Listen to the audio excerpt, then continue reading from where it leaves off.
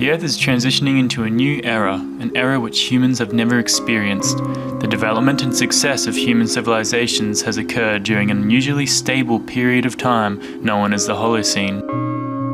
Anthropogenic activities and the global environmental changes they bring have pushed the Earth into a new era, the Anthropocene. It is uncertain whether the Anthropocene will prove to be a habitable environment for both humans and Earth's other organisms.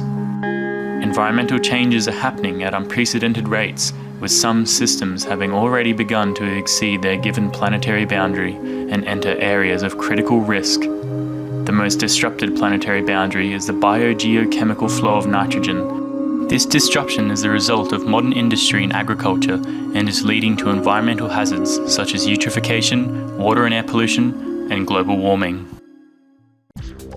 Approximately 80% of the Earth's atmosphere is composed of the basic form of nitrogen. This form of nitrogen is unreactive and therefore cannot be used by organisms to create necessary DNA, proteins, and amino acids. For this to occur, nitrogen must first become converted or fixed into a reactive state such as nitrate or ammonia, which are essential for growing foods. Reactive nitrogen has been industrially created for over a century to maintain resources for a growing population. However, this has thrown the nitrogen cycle out of balance, leading to environmental and health hazards.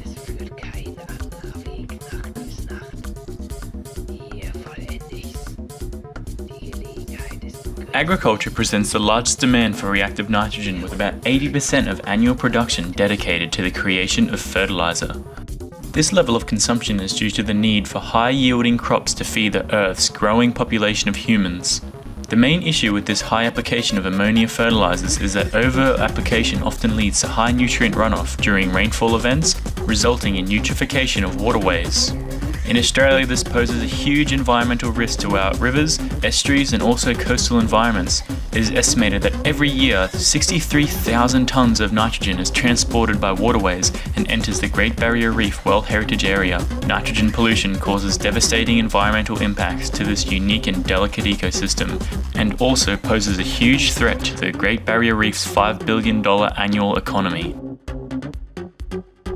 Another source of nitrogen pollution, one which is not intentionally created, is referred to as recycled nitrogen and comes primarily from livestock manure and human wastewater. Wastewater disposal generally involves direct release into waterways or coastal environments, leading to environmental problems due to the elevated nutrient loads. Insufficient treatment and a lack of wastewater reuse directly contributes to eutrophication of waterways and subsequent biodiversity loss, Australia-wide and globally. Another nitrogen-related problem comes from the burning of fossil fuels. Diesel vehicles, boats, and coal-fired power plants all use heavy fuels that burn at high temperatures, reacting with atmospheric nitrogen and producing numerous types of nitrogen oxides and nitrous oxides. In large amounts, these molecules contribute to smog and acid rain and also deplete the ozone. Large industrially developing countries like China and India are experiencing major impacts on their environment, agricultural land, and people's health. Excessive levels of nitrogen can have detrimental effects on living organisms. Nitrogen gases can contribute to cardiovascular and respiratory diseases in humans, resulting in asthma and reduced lung function. They also contribute to ozone deterioration, allowing more ultraviolet light to reach the Earth and increasing the risk of developing skin cancers. In nature, an abundance of nitrogen can lower an ecosystem's pH through the formation of nitric acid. The lower pH causes deformation of offspring and eggs, usually resulting in death.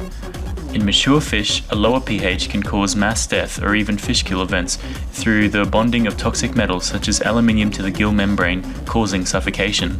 Reducing nitrogen pollution is essential for the health of humans and many other organisms. Although industrialization has resulted in the rapid decline in environmental integrity, humans are gradually gaining the knowledge to improve their practices. Many of these problems can be solved through innovative ideas and sustainable development. One of the major environmental challenges in today's world is managing nitrogen pollution caused by agriculture.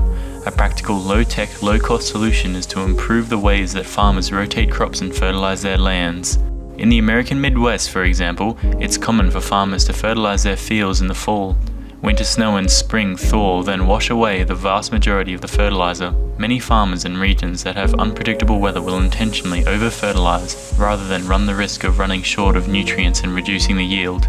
The alternative, which some farmers manage well, is to add exactly the right amount of fertilizer when it is needed. This method, however, is only reducing the problem, not solving it.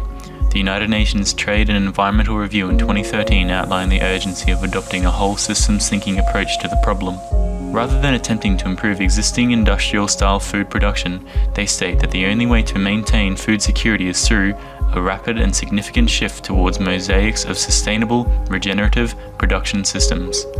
This approach aims to redefine terms such as productivity and growth by taking into account external costs from environmental damage and also factors such as declining soil fertility which occur as a result of poor farming practices.